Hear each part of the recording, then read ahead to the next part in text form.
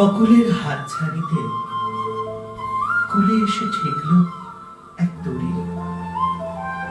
দূর থেকে কে যেন হাঁক দিল, এসেছি আমি তোমাদের কাছে।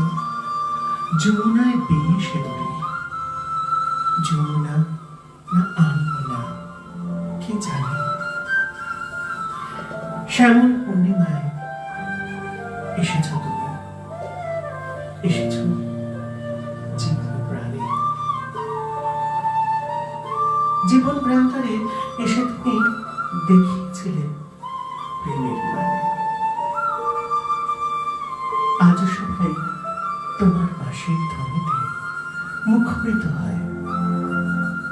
বাঁশি সেটি শুধু বাঁশের, বাঁশের সঙ্গে কি মনের বা শরীরের আছে কোনো যোগ? হয়তো আছে, হয়তো না। চলেছে সে পথে বাঁশির ফুটোর সন্ধানে। ফুটোয় ফুটোয় তাল ধরে চলছে সবাই সজ্ঞানে। সজ্ঞানে থাকলে তখন অজ্ঞানের অভাব আছে, কিন্তু অজ্ঞানে থাকলে সজ্ঞানে আসার প্রয়োজন আছে। সজ্ঞানে তুমি নিয়ে আসো, তাই তো তুমি আসো। অবতার হয়ে বারে বারে শিখিয়েছ কত। কখনো তুমি শিখিয়েছ কত নিপুণ ভাবে কষ্টকে কিভাবে লাঘব করে। কখনো তুমি শিখিয়েছ সমাধিতে, কখনো তুমি বাঁশির স্রোতে বইয়েছ এই জগৎকে, কখনো আবার জগৎ উদ্ধারে নেমেছ তুমি বসিরহাটে, কখনো আবার বান ধরেছ তোমারই পথে। সুদৃঢ় সেই জীবন পথে আজও আমরা চলেছি তোমার আঙ্গিনাতে। তুমি আছো আমাদের সাথে। মন কি বোঝে? মন তো বোঝে না। মন তো জানে, মন বোধহয় জানে না। মন কি মানে? বোধহয় মানে না। হয়তো জেনে শুনে না জেনে থাকে। কথাতে আছে যে জেগে ঘুমায় তার ঘুম কখনো ভাঙানো যায় না, যে প্রকৃত ঘুমায় তার ঘুম ভাঙানো যায়। তাই তুমি বারবারে আসো, এসে শেখাও, আবার চলে যাও। বাড়ি বাড়ি তোমার যাওয়া যেন কষ্ট নিয়ে আসে, বেদনা নিয়ে আসে।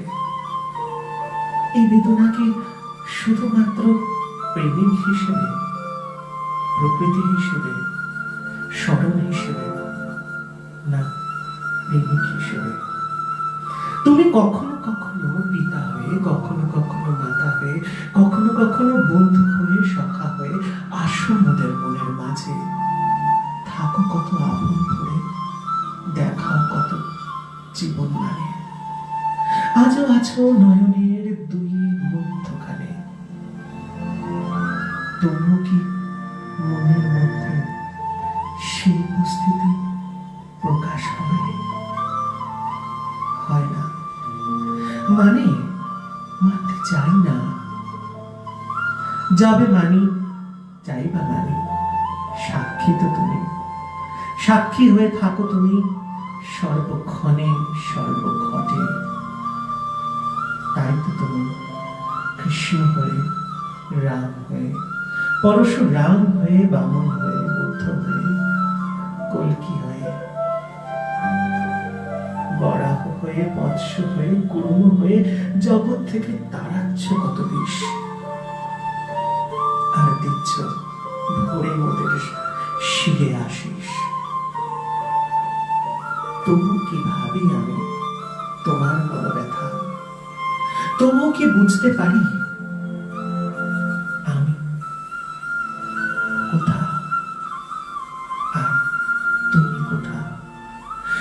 আছি, তুমি আছো, সবই জানি আমি।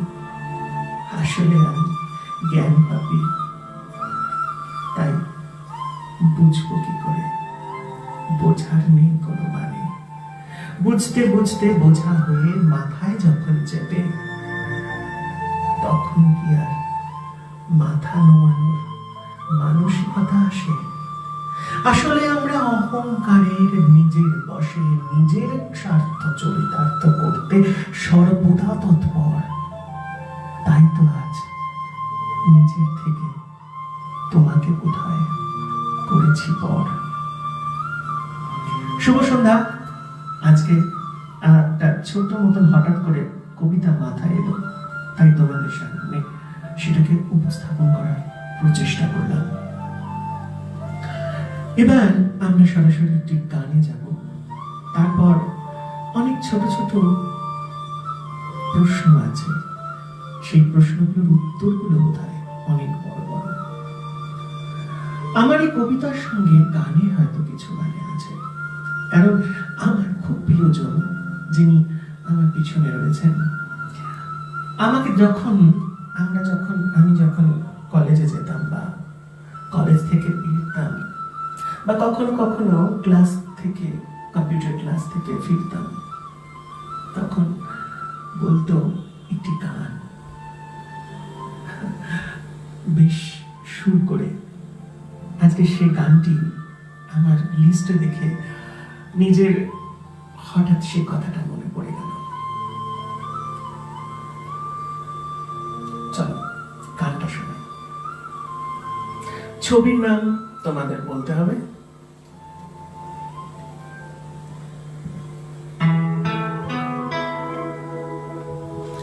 বসে আছি পথে ফাগুনের গান গেয়ে, যত ভাবি ভুলে যাব মন মানে না। বসে আছি পথে ফাগুনের গান গেয়ে, যত ভাবি ভুলে যাব মন মানে না।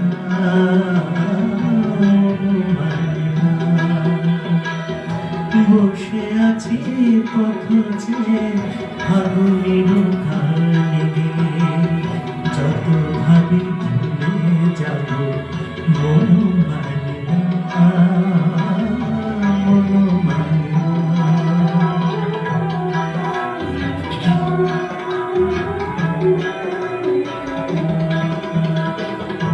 বেদনার শত দলে স্মৃতির সুরভি জলে, বেদনার শত দলে স্মৃতির সুরভি জলে, নিষেধের মন বিনা সুর যায় না।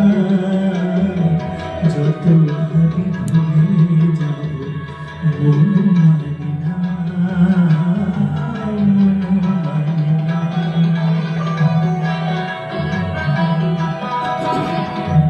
আজ তুমি থাকা ছন্দাতে, মনে মনে ভাবি শুধু তোমারই কথা। আমার মাঝে আছে আরো সুর বাজে, শুধু ভেতরে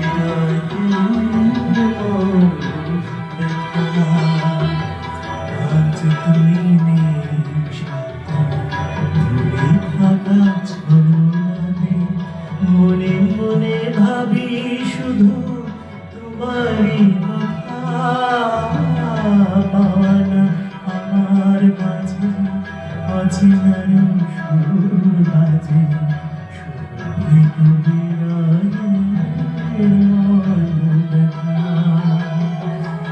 তুমিও গো তুমি মোরে বেঁধেছ যে মায়া ডোরে, তুমিও গো তুমি মোরে বেঁধেছ যে মায়া ডোরে, সে বাঁধনে দুনয়নে ঘুম আসে না। যত ভাবি ভুলে যাব মন মানে না।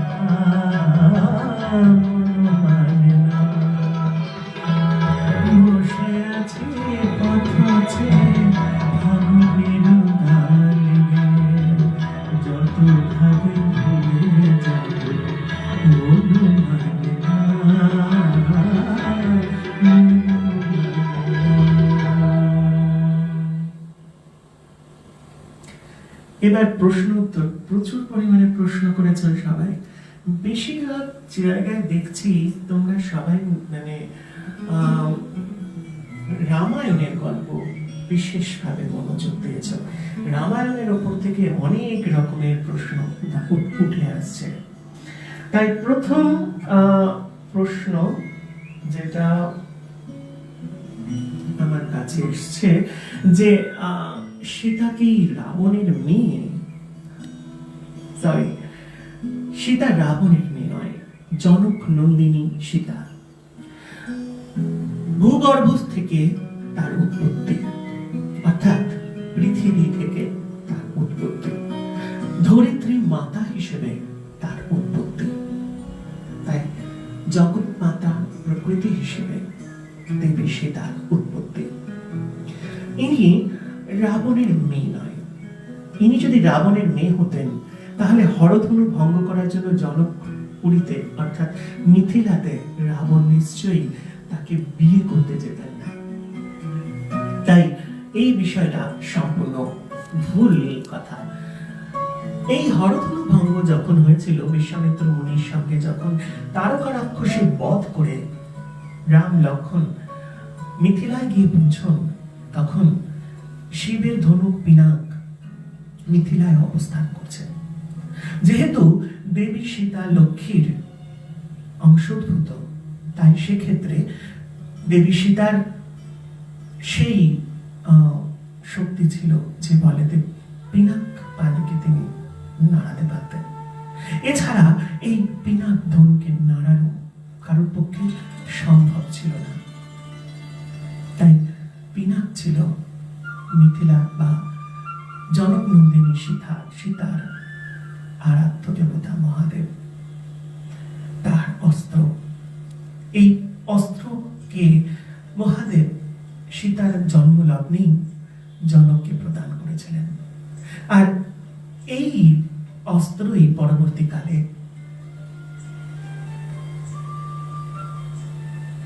আমাদের সীতার স্বয়ংবর সভার বিশেষ আকর্ষণ বা কেন্দ্রবিন্দু হয়ে উঠেছিল, সেটিও শিবের আদেশে।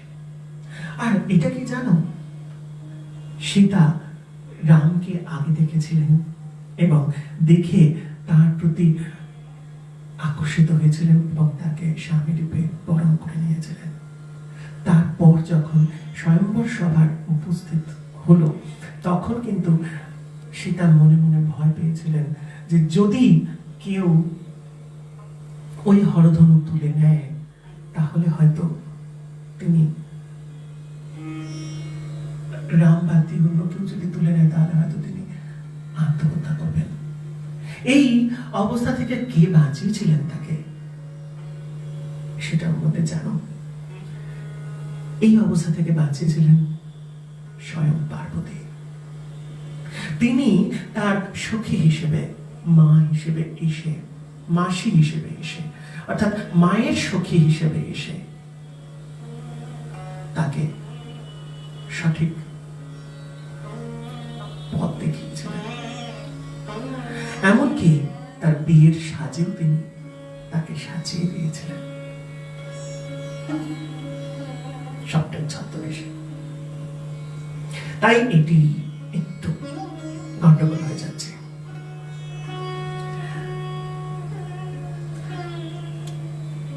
এখানে অনেকগুলো কথা আছে, তার মধ্যে থেকে আমি একটা কথা পড়ে নিচ্ছি।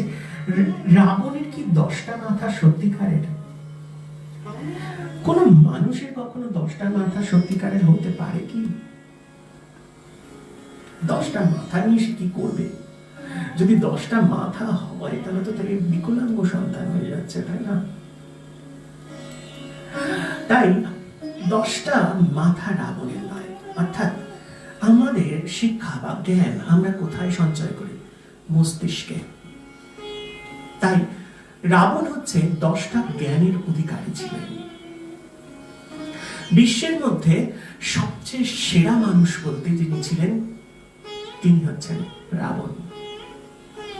টেকনোলজিতে অর্থাৎ ইঞ্জিনিয়ারিং এর দিক থেকে তিনি ছিলেন নাম্বার 1, অর্থাৎ great engineer, great astrologer great কি বলবো উইপন তৈরি করতে পারেন। অর্থাৎ তখনকার দিনে মিসাইল বা যে সমস্ত বিষয়গুলো আমরা আজ দেখতে পাচ্ছি সেইগুলো তখন তিনি আবিষ্কার করে ফেলেছিলেন। তিনি হেলিপ্যাড তৈরি করেছিলেন, হেলিকপ্টার তৈরি করেছিলেন, যেটা আমরা পুষ্পক বিমান হিসেবে দেখি, সেটা অ্যাকচুয়ালি বিমান। এবং আমি এটা শ্রীলঙ্কা গিয়েও দেখেছি, সেই বিমানের চাকার দাগও সেখানে দেখতে পেয়েছি এবং তার হেলিপ্যাডও আমরা দেখেছি। তাই সেই সমস্ত টেকনোলজি তার মধ্যে ছিল। তিনি ছিলেন শ্রেষ্ঠ পুরোহিত। এই শ্রেষ্ঠ পুরোহিতের জন্য জানো মহাদেব পর্যন্ত তাকে আবাহন করেছিল তার গৃহপ্রবেশ অনুষ্ঠানের পৌরোহিত্য করার জন্য। তাহলে শ্রেষ্ঠ পুরোহিত হিসেবেও কিন্তু ছিলেন রাবণ। শ্রেষ্ঠ সায়েন্টিস্ট ছিলেন তিনি। জগতে যে 10 রকমের শিক্ষা আছে, এই 10 রকমের শিক্ষার অধিকারী ছিলেন তিনি। জ্যোতিষ, বিজ্ঞান, এত ইঞ্জিনিয়ারিং তো বললামই, পুরোহিতের কথাও বললাম, বাস্তুশাস্ত্রের প্রতি বিশেষ এবং শ্রেষ্ঠ ছিলেন।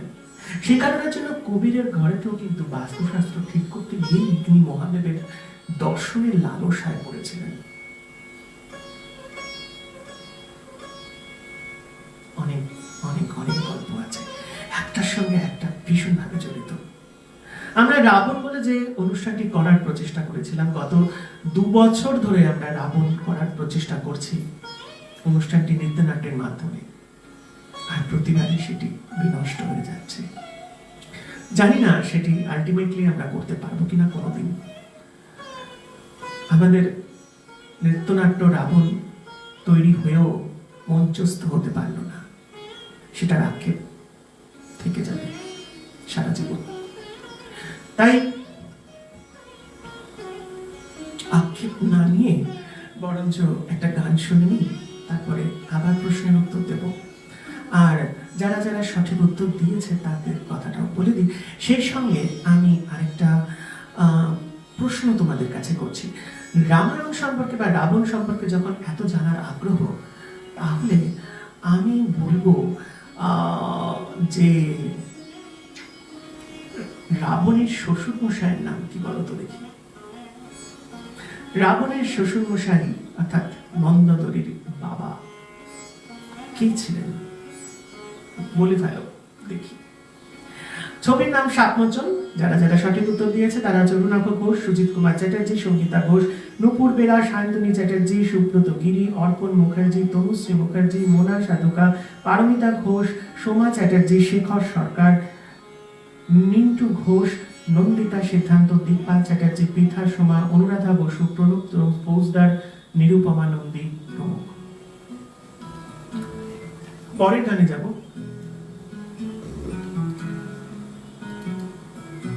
এই গান শুনতে শুনতে তোমরা কিন্তু অবশ্যই রাবণের শ্বশুর মশাইয়ের নাম কিন্তু বার করে ফেলো।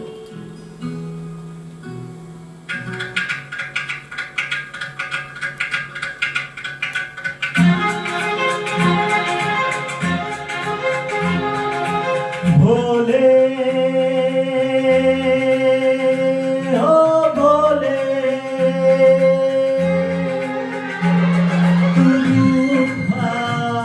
दिल टूटा मेरे यार को मना दे, वो प्यार फिर जगा दे, मेरे यार को मना दे, वो प्यार फिर जगा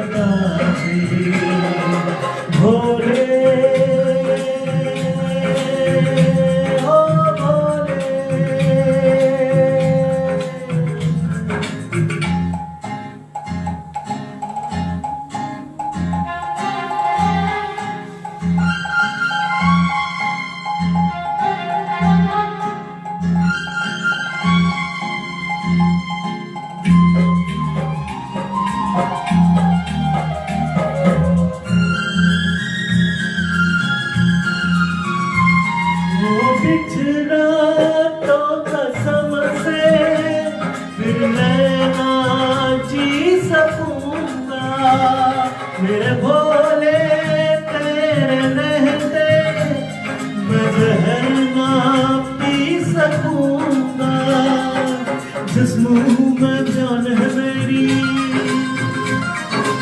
उसको नहीं पहचान है मेरी,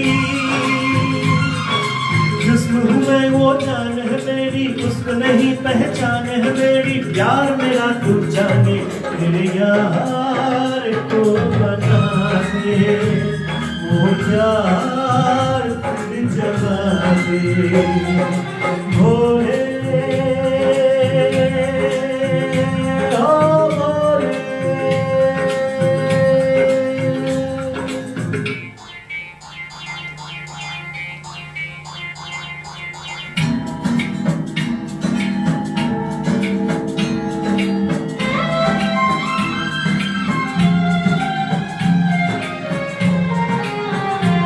क्या होगा फिर तेरा गौरी जो रूठ जाए, शंकर तेरे माथे का चंदा जो टूट जाए, डम डम डम डम डुम डुम बजे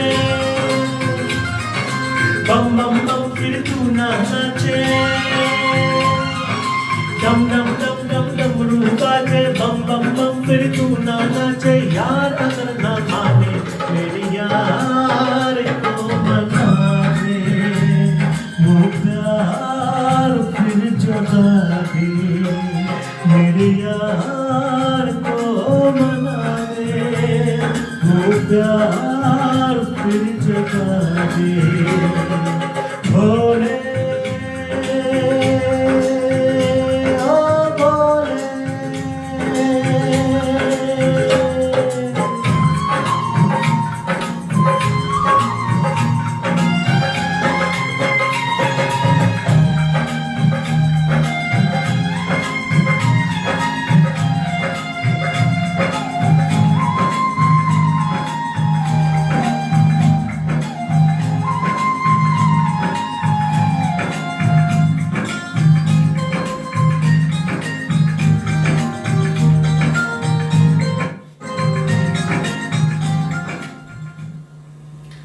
আমরা ফিরে আসছি আবার গল্পে গল্পে না সত্যি সত্যি অন্য কিছু প্রশ্নে।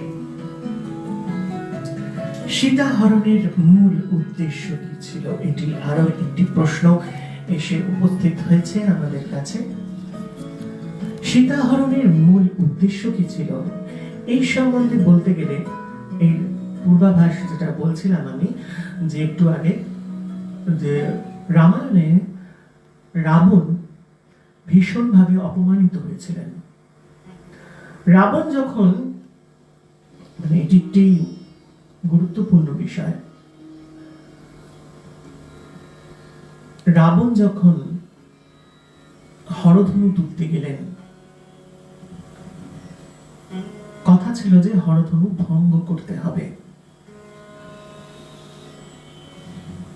রাবণ যখন সেখানে গিয়ে উপস্থিত হলেন, তখন অধিকাংশ রাজা বা রাজন্য বর্গ যারা ছিল তারা প্রচন্ড পরিমাণে আপত্তি করেছিল যে রাবণকে কেন ডাকা হয়েছে।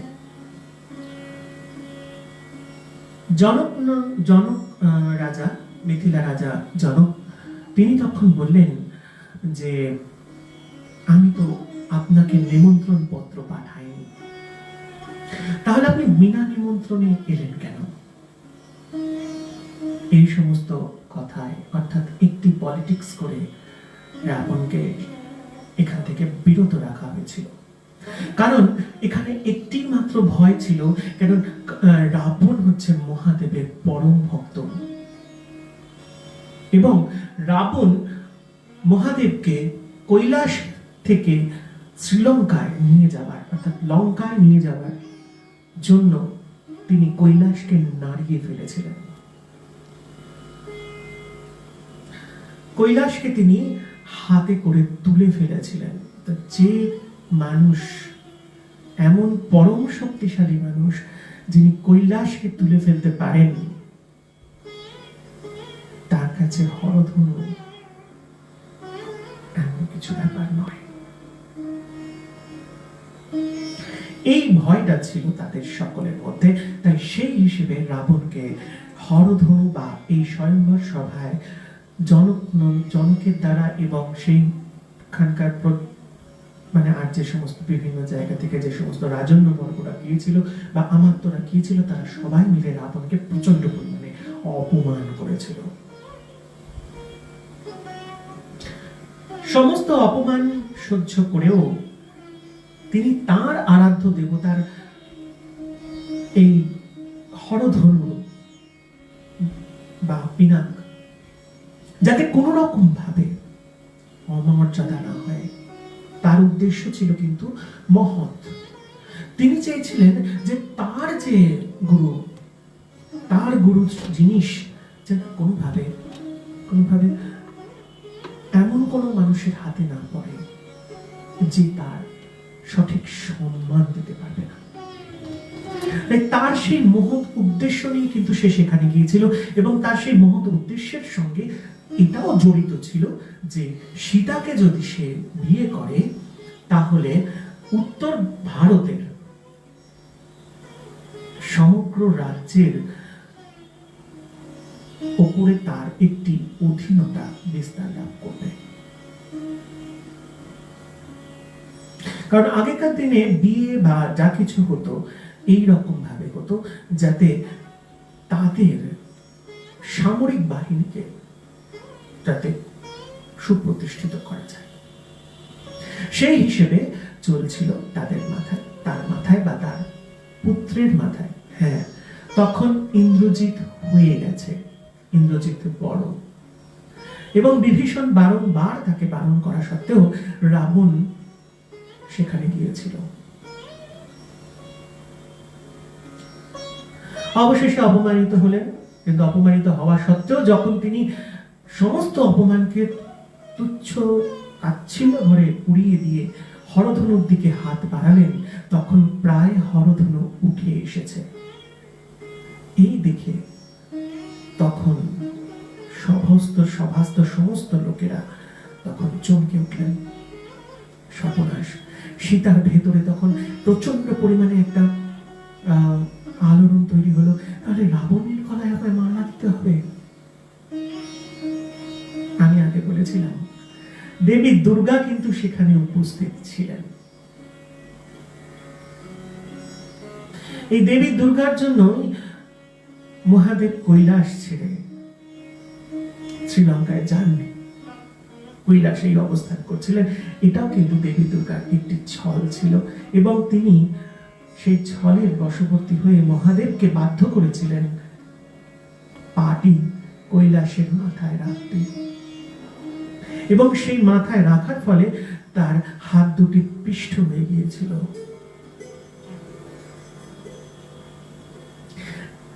এখানেও দেবী দুর্গা উপস্থিত। তাহলে কারকের যদি শক্তি সেখানে উপস্থিত থাকে, তাহলে কার কি করার আছে? সে কত রাবণ আসবে যে সেই শক্তির কাছে জিতে যাবে। অর্ধেক খানিটা হরধনু উঠে ফেলার পরেতেই পার্বতীর দৃষ্টি পড়ল হরধনুর উপরে। কারণ পার্বতী এসেছে রামের সঙ্গে সীতার মিলন ঘটাতে। সেটার মধ্যে ব্যাঘাত পার্বতী কি কখনো হতে দেবে? কখনোই না। তাই প্রকৃতি দেবী এসে সেই অদৃশ্য মায়া বলে সেই পিনাকের ওজন দ্বিগুণ থেকে চতুর্গুণ, ষষ্ঠ গুণ, ষড়গুণ, অষ্টগুণ, তারপরে 24 গুণ বেড়ে গেল। রাবণের পক্ষে আর হরধনু ধরে রাখা সম্ভব হলো না। হরধনু আবার যথাস্থানে পড়ে গেল। এই অপমান তখন, এরপর লক্ষণ আর বসে থাকতে না পেরে প্রচন্ড পরিমাণে অপমান করেছিলেন রাবণকে। এবং রাবণ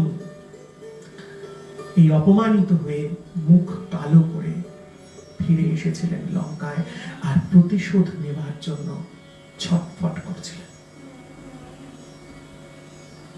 এই প্রতিশোধের জন্যই তিনি দেবী সীতাকে হরণ করেছিলেন। দেবী সীতাই যে জনক নন্দিনী সে সম্পর্কে কিন্তু রাবণ জানতেন না। কিভাবে? সেটাও আরেকটি বিশেষ গল্প। যখন পঞ্চবটিতে এসে রাম বসতি স্থাপন করলেন, আর এই পঞ্চবটি ছিল রাবণ ভগ্নী শূর্পণখার বিচরণ ক্ষেত্র। শূর্পণখা রাম এবং লক্ষ্মণকে দেখে বিশেষ প্রীত হল এবং বললেন যে আর্যাবর্তে এরকম বিধি আছে যে একজন পুরুষ একাধিক বউ রাখতে পারে। তাহলে তোমার বউ আছে, আমি তোমার বউকে ত্যাগ করতে বলছি না, কিন্তু রামের কাছে তিনি প্রস্তাব রাখলেন তাকে বিয়ে করার জন্য। রামের কাছে সেই প্রস্তাব রাখতে রাম সেই প্রস্তাব প্রত্যাখ্যান করলেন। রাম সেই প্রস্তাব প্রত্যাখ্যান করলে তখন লক্ষ্মণের কাছে সেই প্রস্তাব গিয়ে পৌঁছল যে দুজনের মধ্যে যে কোনো একজনকে তিনি বিয়ে করবেন। লক্ষ্মণ একটু কি বলবো, যখন দেখলেন যে এই রকম পরিস্থিতি, তখন তিনি বললেন, দেখুন আমিও বিবাহিত, আমার স্ত্রী রয়েছে দেশে, তাকে ছেড়ে রেখে তার অনুমতি না নিয়ে আমি কখনো আপনাকে বিবাহ করতে পারবো না। এই গল্প শুনে তখন শূর্পণখা প্রবল উত্তেজিত হয়ে পড়লেন এবং তখন তিনি সীতার প্রাণ নাশ করতে উদ্যত হলে লক্ষ্মণ তখন শূর্পণখার নাক টিপিলেন খেচান করে কেটে। নাক কাটা শূর্পণখার আর কোনোদিন বিয়ে হবে না, এত রূপ লাবণ্য তার সমস্ত মাঠে মারা গেল। সে তখন গিয়ে পড়লেন রাবণের কাছে। রাবণ নিজের ভগ্নীর অর্থাৎ নিজের বোনের প্রতিশোধ নেবার জন্যই তিনি সীতাকে হরণ করতে গিয়েছিলেন, কিন্তু যখন হরণ করতে গিয়ে দেখলেন রাম, লক্ষ্মণ এবং সীতা, তখন তিনি দেখলেন যে এক ঠেলে দুই পাখি। অর্থাৎ একদিকে তার বোনের বা ভগ্নীর প্রতিশোধ নেওয়া এবং দ্বিতীয় দিকে তার অপমানের বদলা। কারণ তখনকার দিনের মানসিকতায় ছিল যে কোন নারী, আজও সেরকম মানসিকতা আছে, যে মেয়েরা যদি বাইরে থাকে, রাত্রিবেলা যদি হাজার প্রোটেকশনের মধ্যে দিয়েও চাকরি করতে যায়, তাহলে তার উদ্দেশ্যে আগুন উঠে। সেখানে তাদের সংসারকে আমি কখনোই সুস্থ সবল ভাবে থাকতে দেব না। সেটাই হলো পরবর্তীকালে। বারংবার সেটাকে অগ্নি পরীক্ষা দিতে হলো, তাই না? স্বামীকে ছেড়ে থাকতে হলো, তাকে এই উদ্দেশ্যে নিয়ে গিয়ে অসৎ বাটিকা রেখেছিলেন।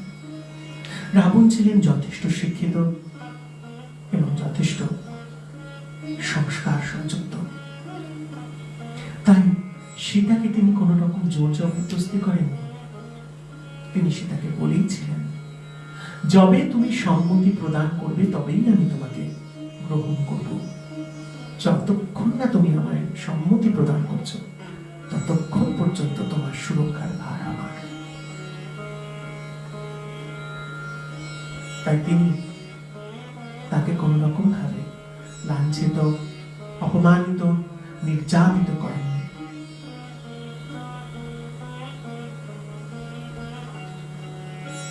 চলো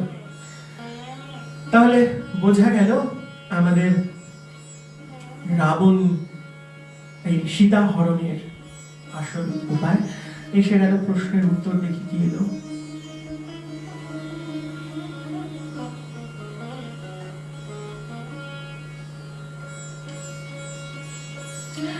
একজন লিখেছেন মায়াসুর, একজন লিখেছেন কার্নিক।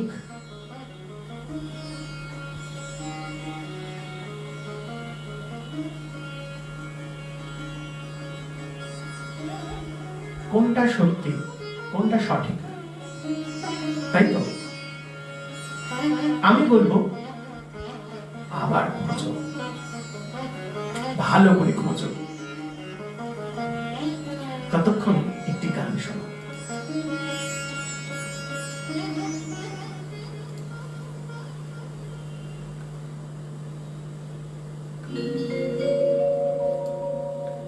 বহু দূর থেকে এ কথা দিতে এলাম উপহার।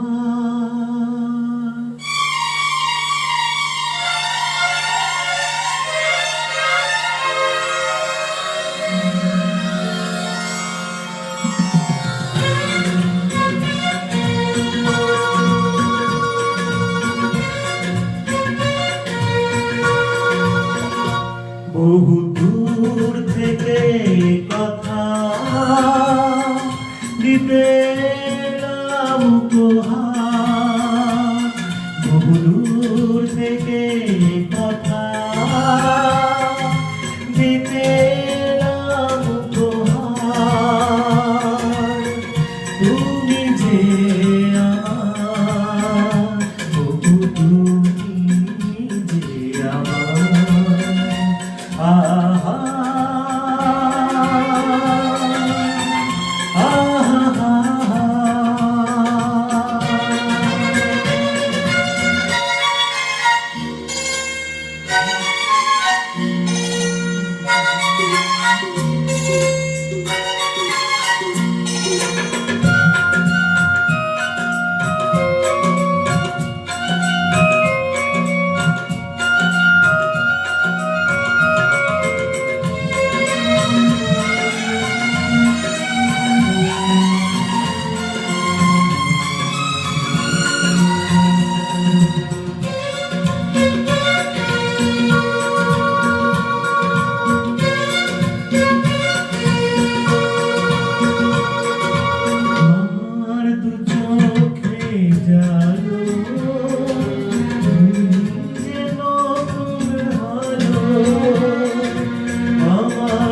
চোখে জালো, তুমি যেন নতুন আলো। যেদিকে তাকাই আমি দেখি তাই তোমাকে শুধু বারে বার। বহু দূর থেকে এ কথা দিতে এলাম উপহার। তুমি যে আমার, তুমি যে আমার। ও ও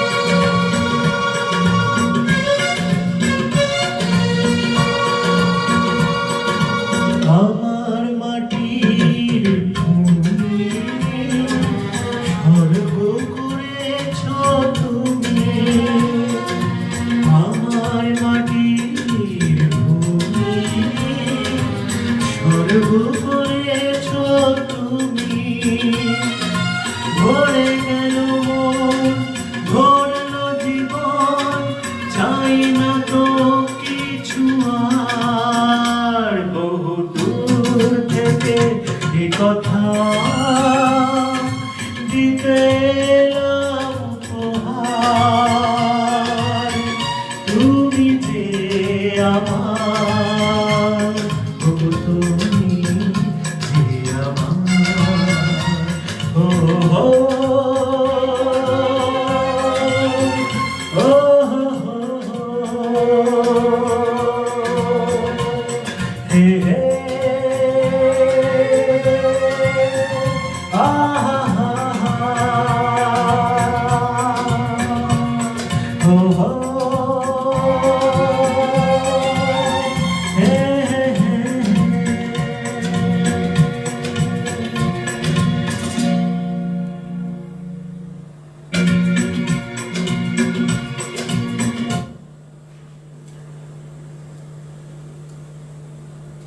ওকে, আমরা ফিরে এলাম আবার গল্প। ওরে বাবা, এখনো আছে প্রশ্ন, তো বাঁধিয়ে যাচ্ছে মনে হচ্ছে। সীতার পাতাল প্রবেশ নিয়ে কিছু বলো। আর বলতে বলতে ক্লান্ত হয়ে পড়লাম।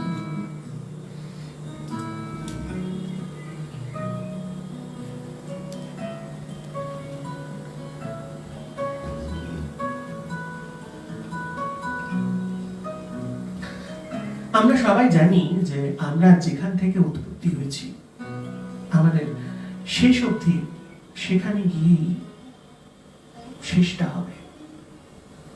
তাই জীবন যখন যেখানে শুরু হয়েছে সেখানেই যে তার সমাপ্তি, এটাই স্বাভাবিক। ধরিত্রী তাকে ধারণ করে রেখেছিলেন, আর এই ধরিত্রীর গর্ভে তাকে লীন হতে হয়েছিল। তাই সীতার পাতাল প্রবেশ বলতে যদি অন্য অর্থ, অর্থাৎ রামায়ণ থেকে সরে যদি আমরা বিজ্ঞানমূলক অর্থের দিকে যাই, তাহলে এইটুকুনি বুঝব,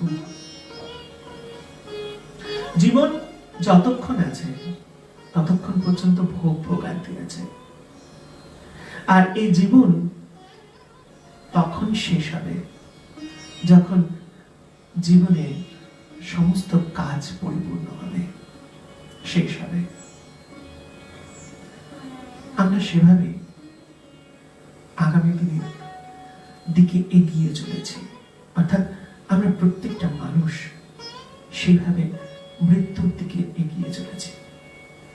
সীতা যদি একজন সাধক হয়ে থাকেন, তাহলে রাজা রামের সঙ্গে দর্শন হওয়ার পর মাটিতে মিশে যাওয়াই তার মূল লক্ষ্য হওয়া উচিত।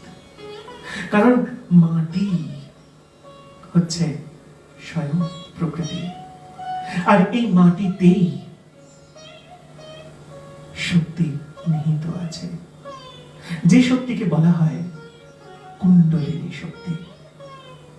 তাই এই কুণ্ডলিনী শক্তি যে দ্বারে উপস্থিত হয়ে আছে, সেই দ্বারে অবশ্যই তো ল জনি তাকে যেতেই হবে, বা প্রকৃতিকে যেতেই হবে।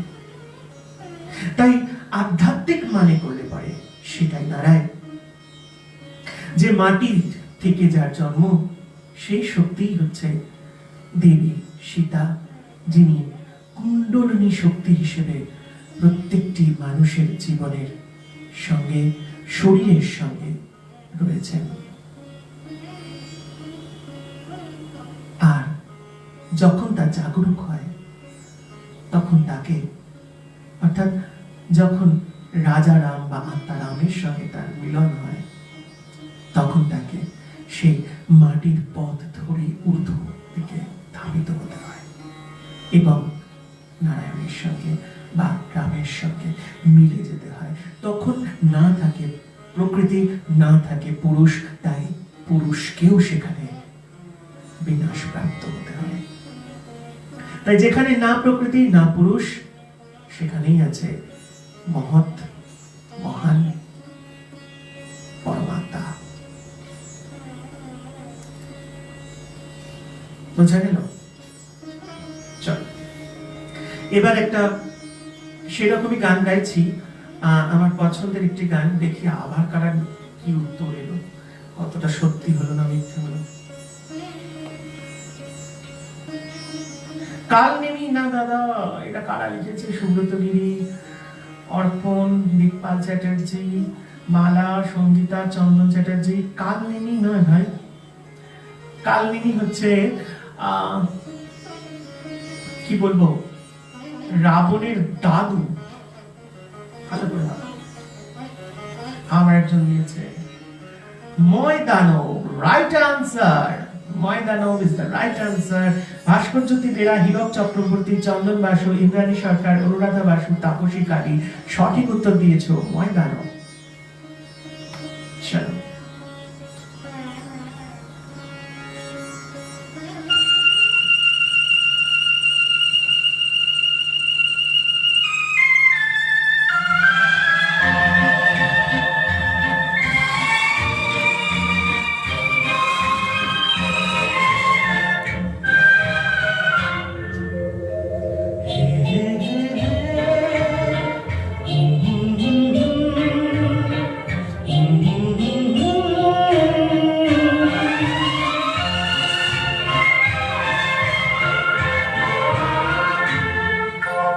कोई हमदम न रहा, कोई सहारा न रहा, हम किसी के न रहे, कोई हमारा न रहा, कोई हमदम न रहा, कोई सहारा न रहा।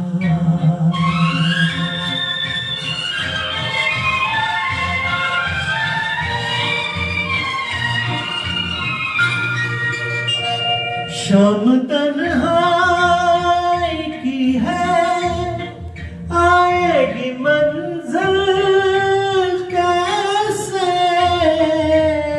शाम तन्हाई की है, आएगी मंजिल कैसे, जो मुझे राह दिखाए, वही तारा न रहा, कोई हमदम न रहा, कोई सहारा न रहा।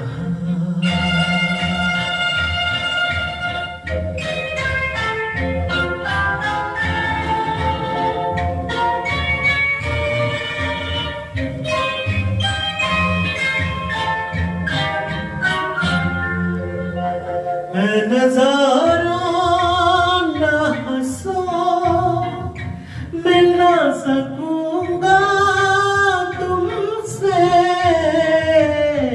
नजारों न हंसूं, मिल ना सकूंगा तुमसे, वो मेरे हो न सके, मैं भी तुम्हारा न रहा,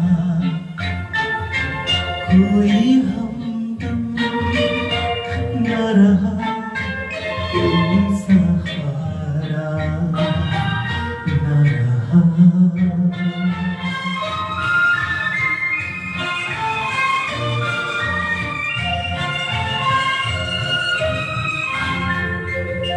क्या बताऊं मैं कहाँ, यूं ही चला जाता हूँ,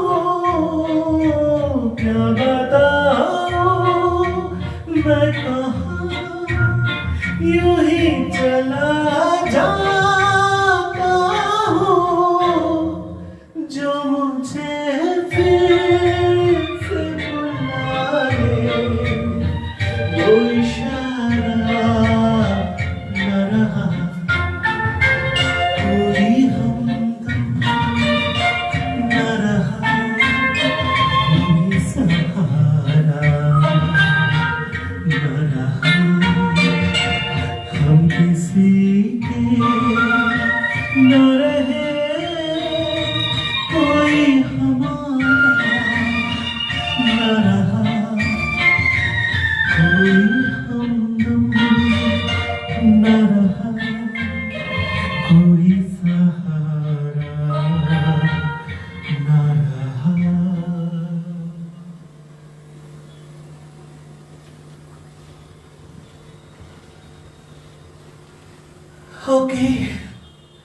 सहारा जब खत्म हो जाता है तब जिंदगी ही खत्म हो जाता है ना?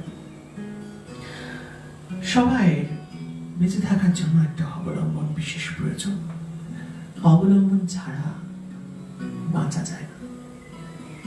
একজন, অন্তত একজন বিশ্বস্ত একজন যে ভালোবাসতে জানে, ঠিক তার মতো। একটা কথা আছে না, একটা কি গান আছে, আমার মতন আমায় ভালোবাসতে জানে না। গানের লাইনটা আমার ঠিক মনে পড়ছে না, তবে এই লাইনটা আমার ভীষণ মনে পড়েছে যে আমার মতন আমায় ভালোবাসতে জানে না। আমার রামায়ণের গল্প বলতে বলতে মাঝে মাঝে অযোধ্যার কথা মনে পড়ে যাচ্ছে।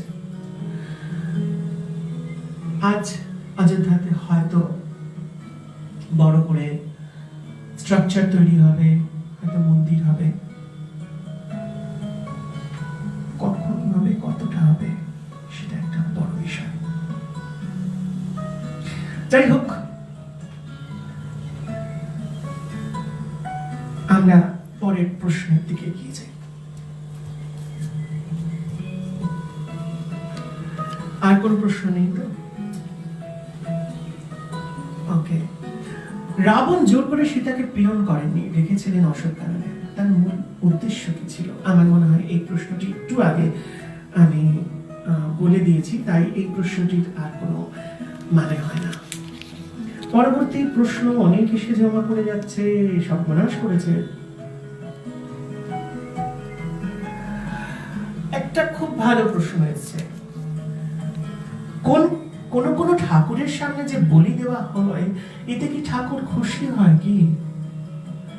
প্রকৃতপক্ষে প্রত্যেকটি ধর্ম শেখায় প্রেম। প্রেমই হচ্ছে প্রত্যেকটি ধর্মের মূল উদ্দেশ্য। যেখানে প্রেম ধর্মের মূল উদ্দেশ্য, সেখানে বলির প্রশ্নই আসে না। বলি বলতে সাধারণত সেই সমস্ত বিষয়গুলোর বলি দিতে পারে, আমাদের ষড়রিপুর বলি দিতে পারে। ষড়রিপুই আমাদের মধ্যে এই পশু বৃত্তিগুলোকে জাগিয়ে তোলে। ষড়রিপু কি? কাম, ক্রোধ, লোভ, মোহ, মদ, মাৎসর্য।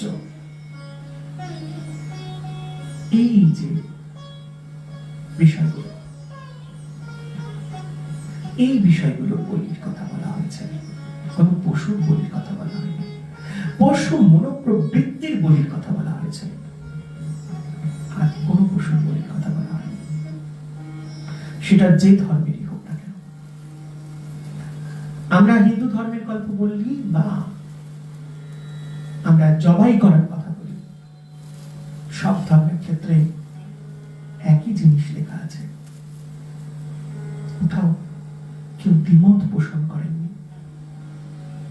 দ্বিমত পোষণ হচ্ছে আজ আমাদের অপব্যাখ্যা করে। প্রকৃতপক্ষে শাস্ত্রের অপব্যাখ্যা করে বিষয়গুলোকে জটিল ভাবে প্রকাশ করা হয়েছে। বৈদিক বেদ, বেদ থেকে উচ্চারিত সমস্ত কিছু, বৈদিক মত থেকে উচ্চারিত সমস্ত কিছু। জগতে আগে কোনো ধর্ম ছিল না, ছিল একটি ধর্ম। এই সমস্ত পাশবিকতার জন্যই আজ ধর্ম বিভিন্ন ভাবে অপভ্রংশে ভেঙে ভেঙে ভেঙে ভেঙে অনেক আকার ধারণ করেছে, অনেক সংগঠন হয়ে গেছে এখন।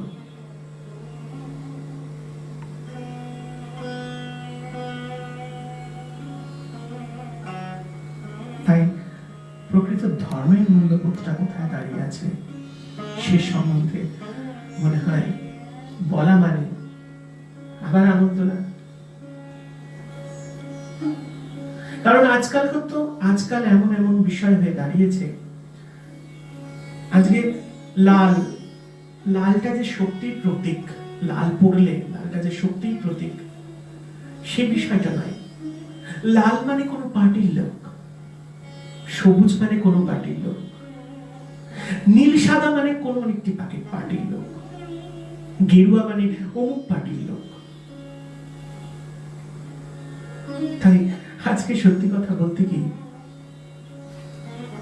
এগুলো যেন এক একটির সঙ্গে, মানে সেই ধর্মের সঙ্গে, সমাজ ব্যবস্থার সঙ্গে, আমাদের পোশাক আশাকের সঙ্গে, রঙের সঙ্গে সঙ্গে যেন সবকিছুর উপরে একটা হক জন্মে গেছে সবার। তাহলে নিজের ভালো লাগাটা কোথায়? ধর্ম সেখানে যেখানে নিজের ভালো লাগা আছে, যেখানে নিজের শান্তি আছে, যা করে তুমি শান্তি পাচ্ছ, তোমার মনকে শান্ত করতে পারছো, নিজের মানসিকতাকে শান্ত করতে পারছো, সেটাই ধর্ম আর সেটাই কর্ম। যেখানে কর্ম সেটাই ধর্ম। ধর্ম হিংসা করতে শেখায় না, ধর্ম বলি দিতেও শেখায় না, বলি নিতেও শেখায় না। ধর্ম মানসিকতার পরিবর্তন করতে শেখায়। যা কিছু প্রকাশিত, যা কিছু চোখের সামনে, তার সবকিছু অপব্যাখ্যা, তা সবকিছু অপসংস্কৃতি, আর কিচ্ছু না।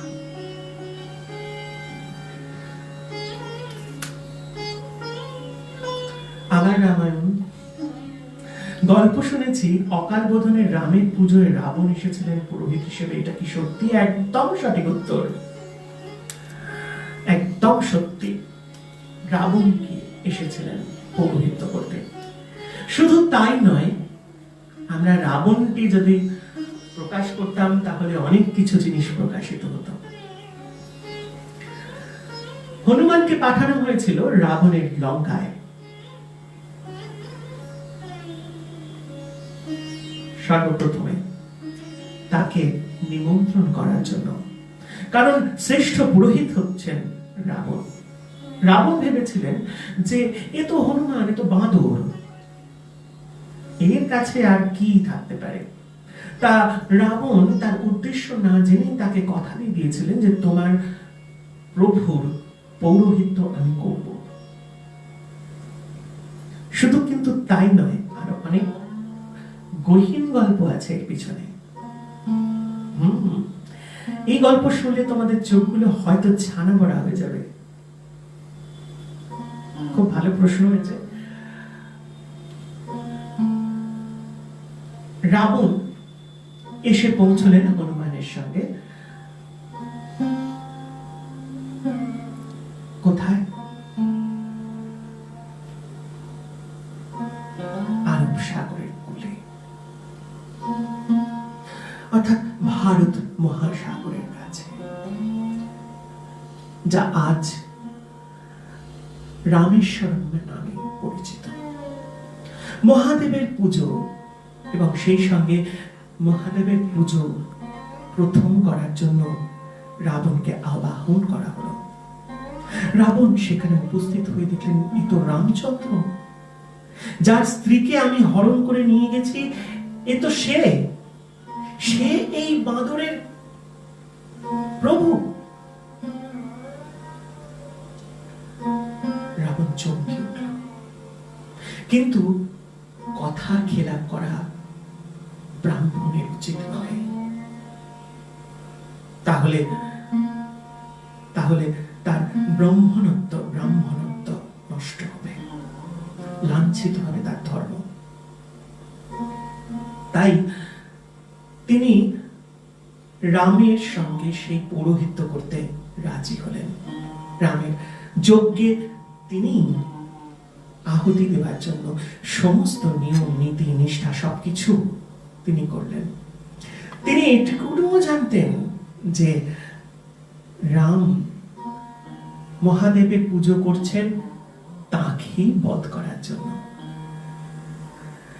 তিনি দেবী দুর্গার আবাহন করলেন। যখন মহাদেবকে আবাহন করলেন, তখন মহাদেব বললেন যে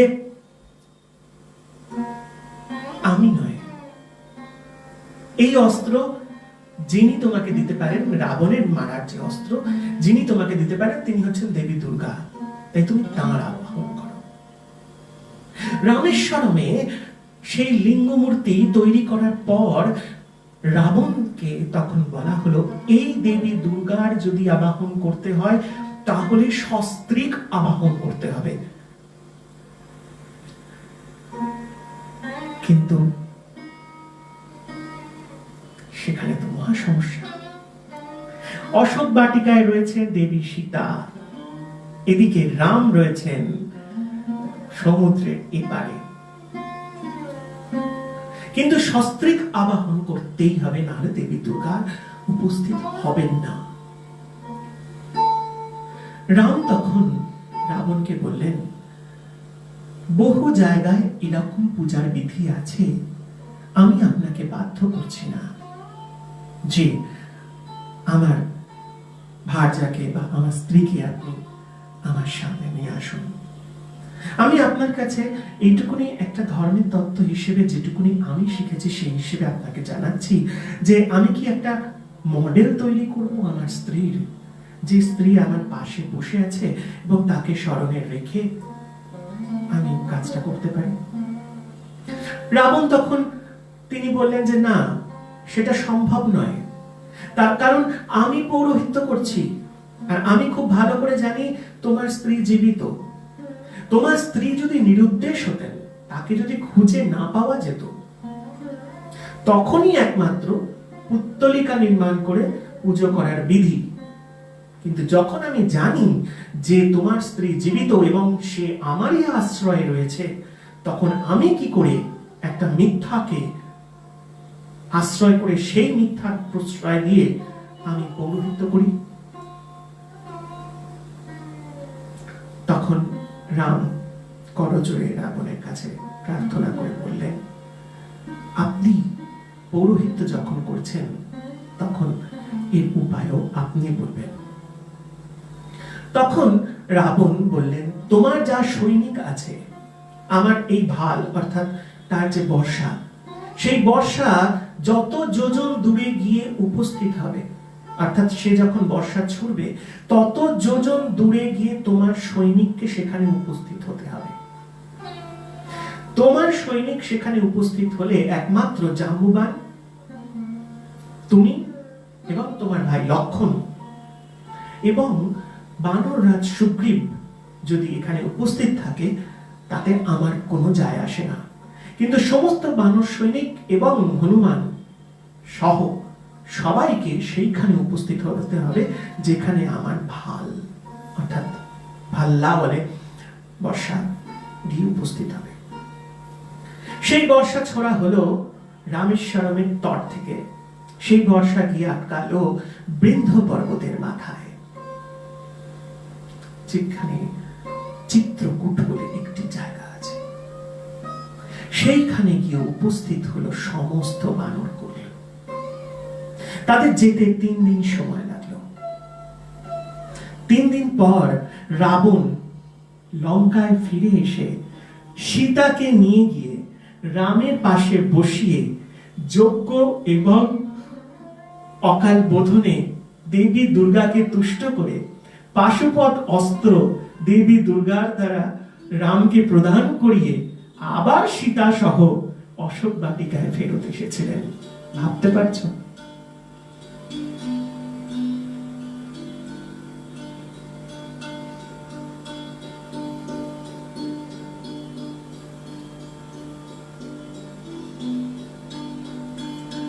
কেমন চোখগুলো ছানা বড়া হয়ে গেছে না? এইরকম ছিলেন রাবণের ক্যারেক্টার। চলো একটি গান, তারপরে আবার কথা।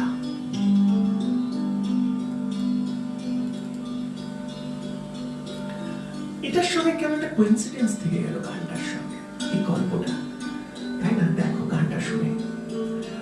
আচ্ছা, আমরা অনেক গল্প বললাম, এটা আমরা একটা প্রশ্ন তোমাদের কাছে বলি। রাম যেখান থেকে সেতু বেঁধেছিল, যখন রামায়ণের গল্প হচ্ছে তখন আমিও একটা রামায়ণের প্রশ্ন তোমাদের দিকে ছড়ে দিই। রাম যেখান থেকে সেতু বেঁধেছিল বর্তমানে সেই জায়গাটির নাম কি? যে স্টোন দ্বারা, এক নম্বর প্রশ্ন হচ্ছে রাম যেখান থেকে সেতু বেঁধেছিল সেই জায়গাটির নাম কি? দ্বিতীয় প্রশ্ন হচ্ছে যে স্টোন দ্বারা এই সেতুটি নির্মাণ করা হয়েছিল সেই স্টোনটির নাম কি? কারণ সেই স্টোনটি জলে দিলে ভাসে।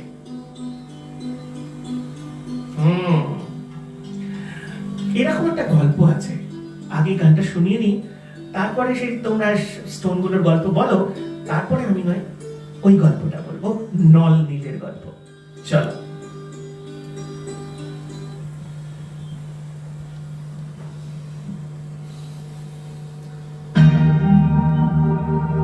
कहीं न जा आज कहीं मत जा, फिर मिले न मिले ये पल ये समा, बाहों में आ जा, कहीं न जा आज कहीं मत जा, फिर मिले न मिले ये पल ये समा, बाहों में आ जा, ये जो बसती खत मेरी, मैं संभालूंगी तू आंचल मेरे, तेरे दिल की मंजिल है यहाँ।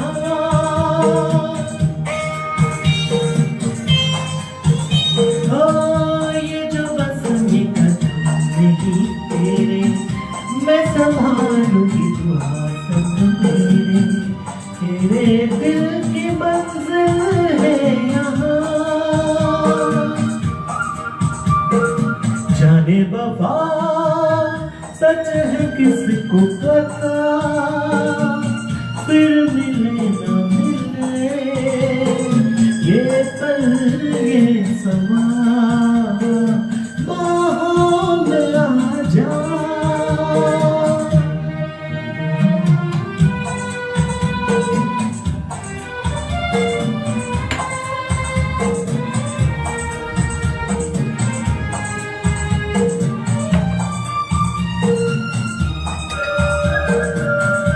मेरी राहों का दिया तेरी आंखें, मेरे गम की दवा तेरी बातें, तू फिर और जाना है कहाँ?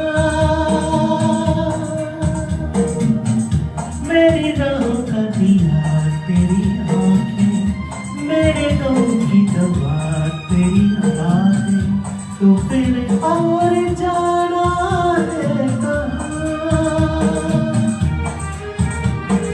कहीं न जा आज कहीं मत जा, फिर मिले न मिले ये पल ये समा, बाहों में आ जा।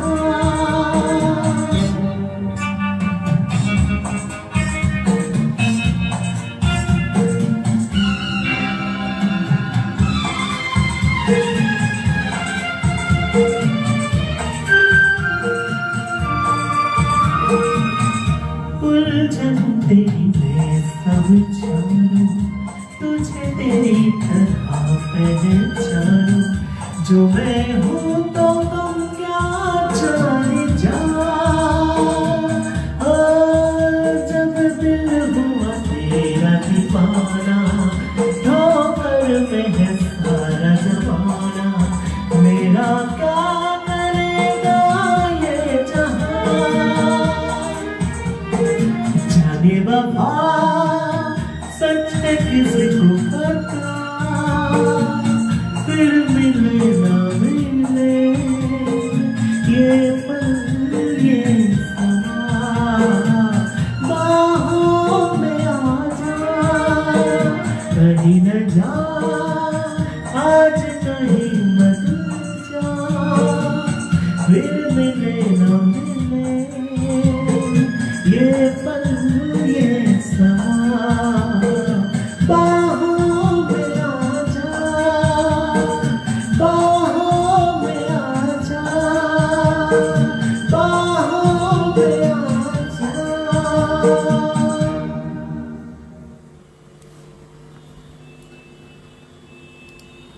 আচ্ছা, সবাই কি উত্তর দিয়েছে? দেখো লেখালেখি চলছে, বিশেষভাবে সবাই মিলে একসঙ্গে লেখালেখি করছে। নলনীলের গল্পটা ততক্ষণ বলে দিই। নলনীল ছিল একজন বিশেষ ভাবে আশীর্বাদ ধন্য। নল এবং নীল ছোট বয়সে তারা আশীর্বাদ পেয়েছিল যে তাদের হাত দিয়ে জলের মধ্যে পাথর ছুঁড়লে পাথর ভেসে থাকবে। নল নীলকে ডাকা হলো, তারা জলের মধ্যে পাথর ছুঁড়ল, সেই জল ভেসে রইল।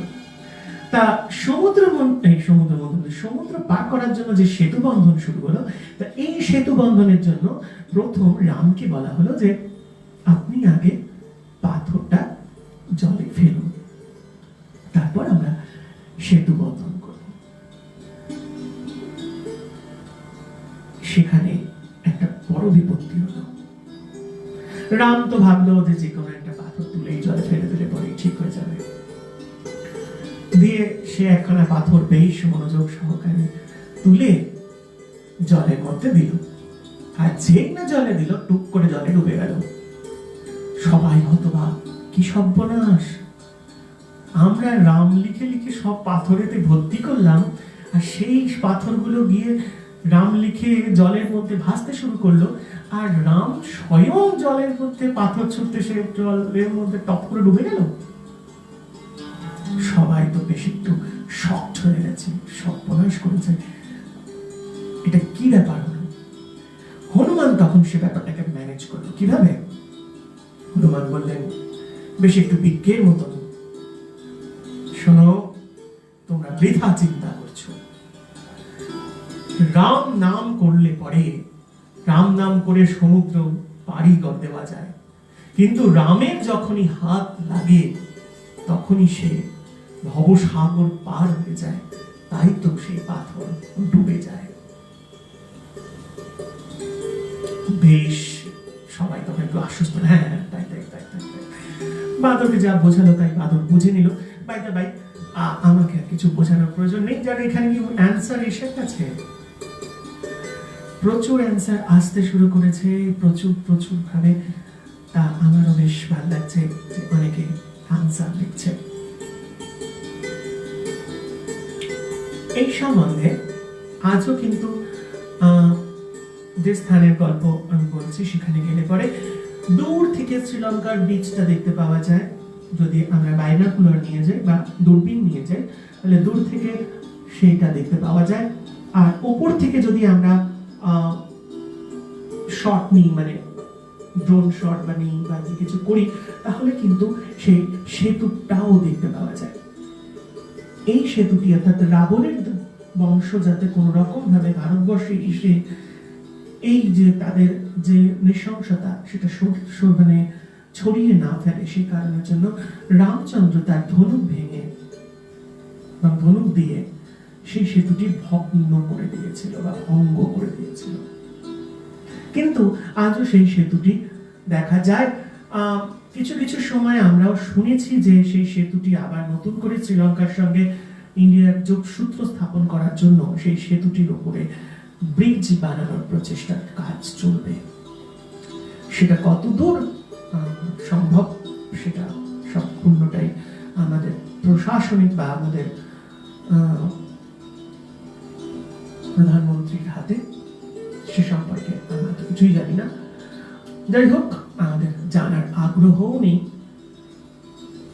কারণ সেই ব্রিজ পেরিয়ে যাওয়ার মতন সামর্থ্য আমাদের থাকবে না। যাই হোক, চলো, প্রশ্নের উত্তর আস্তে আস্তে আসছে, কেউ কেউ নিয়ে আসছে টুকটুক করতে করতে। স্টোরের নাম হচ্ছে পুমিজ। কিঙ্কিনী ব্যানার্জি, ইন্দ্রাণী হীরা, সুস্মিতা ব্রহ্ম,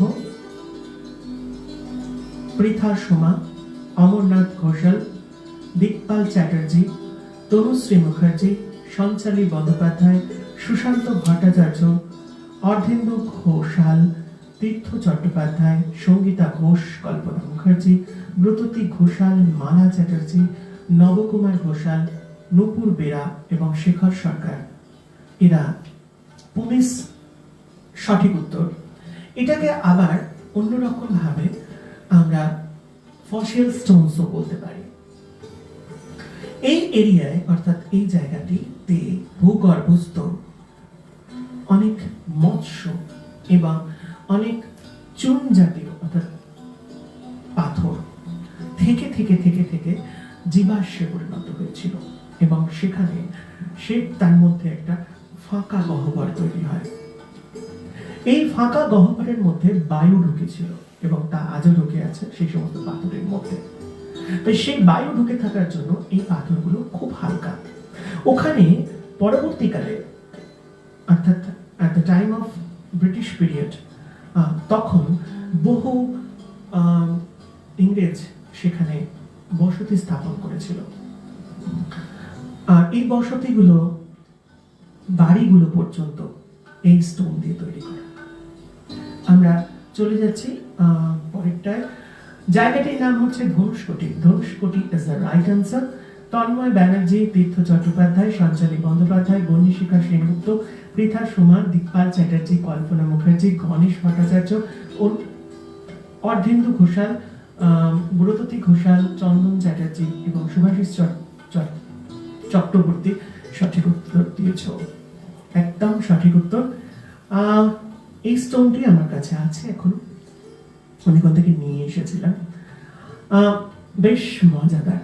জলের মধ্যে দিলেই জলের মধ্যে ভাসতে শুরু করে। রামের নাম লেখা হোক চাই নাই হোক, বুঝলে?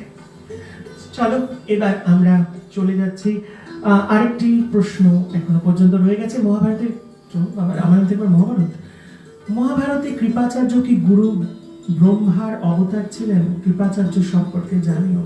কৃপাচার্য ব্রহ্মার অবতার ছিলেন না, ব্রহ্মার কাছ থেকে গুরু দীক্ষা পেয়েছিলেন এবং সেই গুরু দীক্ষা পেয়ে উনি তার দ্বারায় প্রভাবান্বিত হয়েছিলেন, আশীর্বাদ পেয়েছিলেন যে সঠিকভাবে ধর্মপথে তিনি মানুষকে চালাতে সক্ষম হবেন।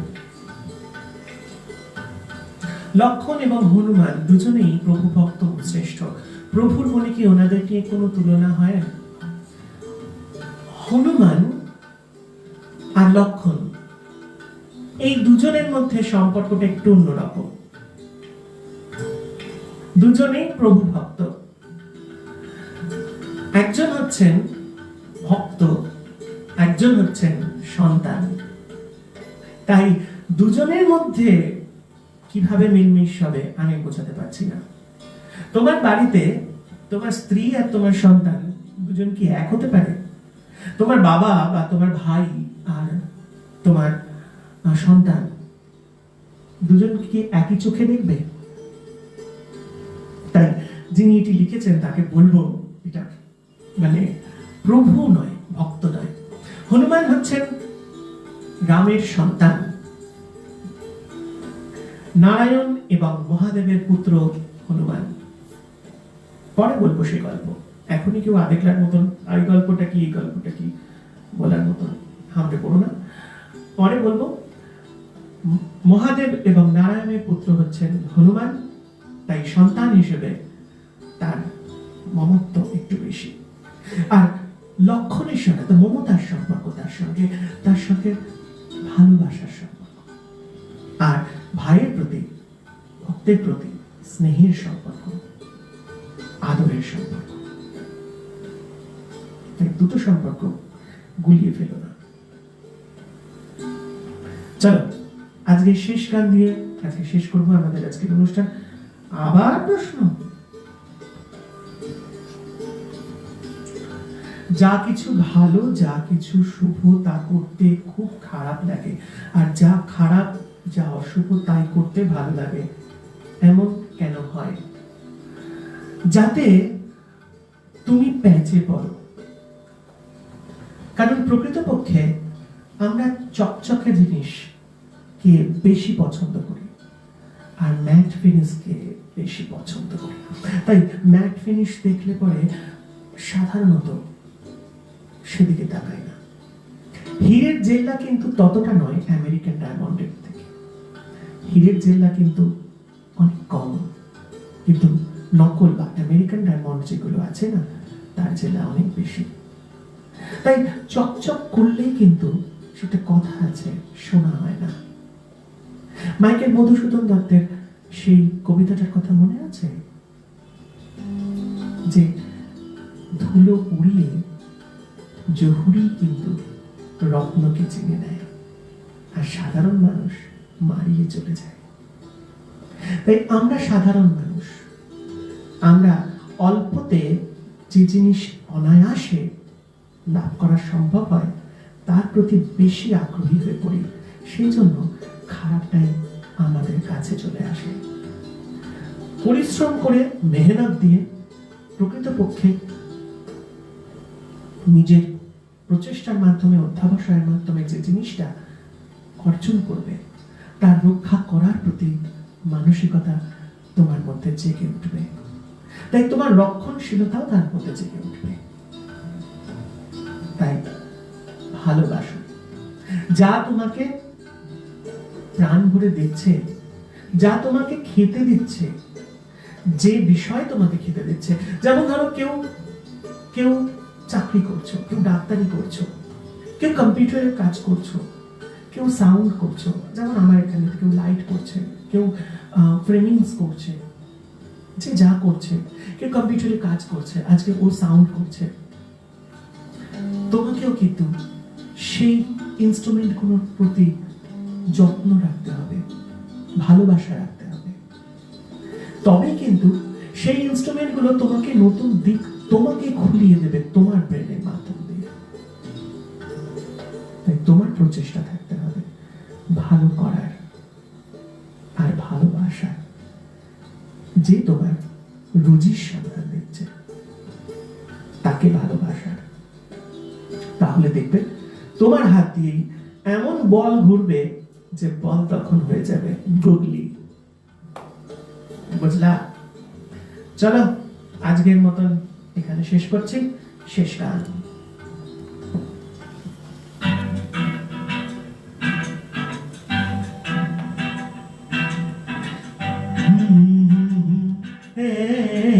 हो हो हो हे हे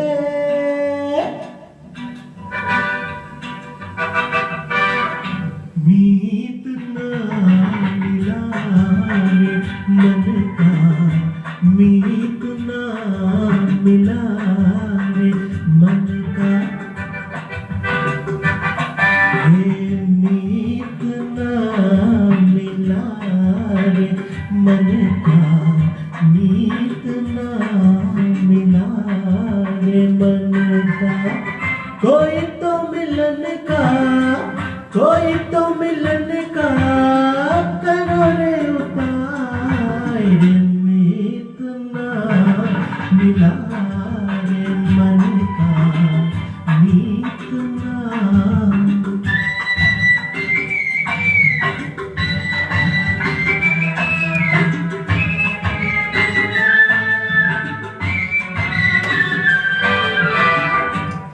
चैन नहीं बाहर, चैन नहीं घर में रे, चैन नहीं बाहर, चैन नहीं बाहर, चैन नहीं घर में। मन मेरा धरती पर और कभी अंबर में, उसको ढूंढा हर नगर में, हर नगर में। गली गली देखा मैंने उठाए रे, मीत ना मिला रे मन का, मीत ना।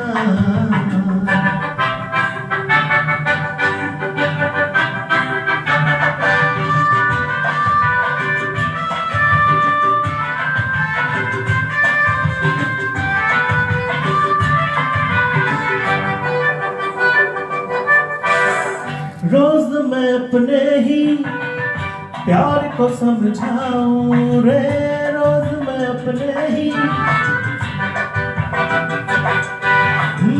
रोज मैं अपने ही प्यार को समझाऊं, वो नहीं आएगा मन मेरा क्या गाऊं, शाम ही से प्रेम दीपक मैं जलाऊं, फिर वही दीपक दूं मैं बुझाए, मीत ना मिलाए मन का मीत ना।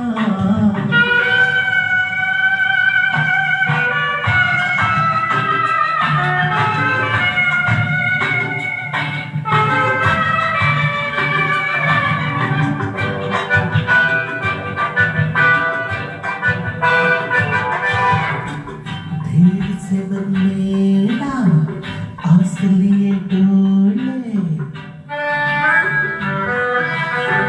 देर से मन मेरा आस लिए डोले रे, देर से मन मेरा देर से मन मेरा आस लिए डोले, प्रीत भरी बाणी साज मेरा बोले, कोई सजनी एक खिड़की भी न खोले, लाख तराने कहा मैं सुनाए, मीत ना मिला रे मन का मीत ना मिला रे मन का, कोई तो मिलन का करो रे उपाय रे, मीत ना मिला रे मन का मीत ना मीत ना।